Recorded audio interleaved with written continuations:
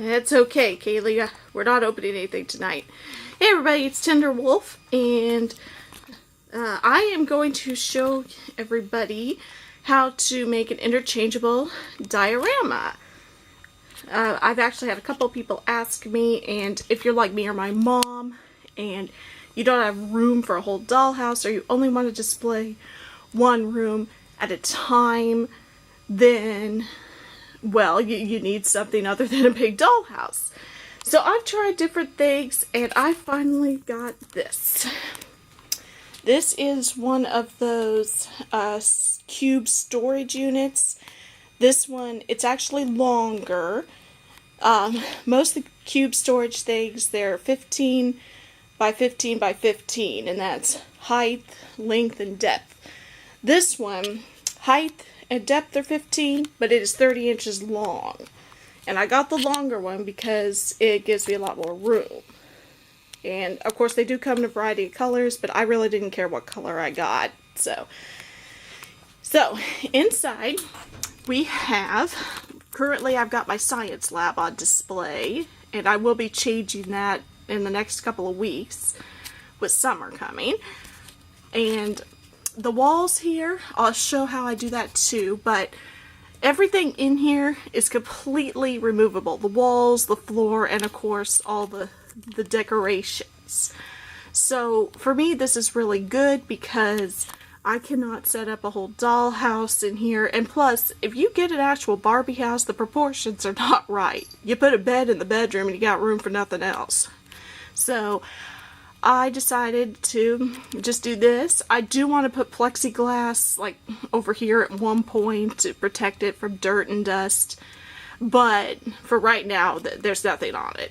But so yeah, we've got Monster High Minis in here, we got books, little beakers, and posters. There's test tubes, the magnifying glass, a dry erase board with DNA stuff, a cork board.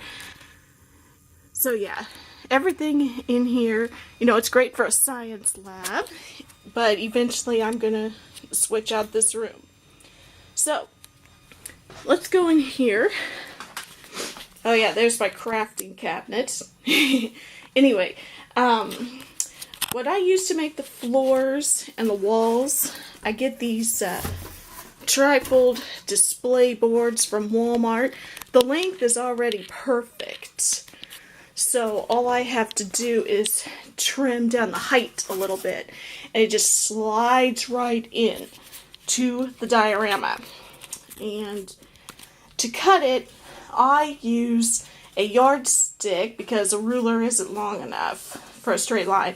I use a yardstick with a box cutter. That works the best for me.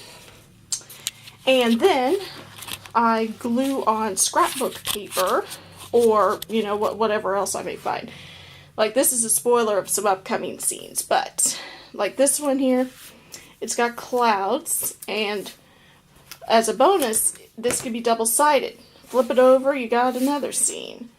You know, now these ones are smaller because I mean the sides are not as long as the back, so that's why these are smaller. But yeah, there we go. So same thing.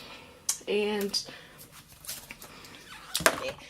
okay, so yeah, here's the longer piece right here, and flip it over, of course, and there's another scene on the back that helps cut down on cardboard you have to buy and store. Same thing for the floor. Grass on one side, a beach sand on the other.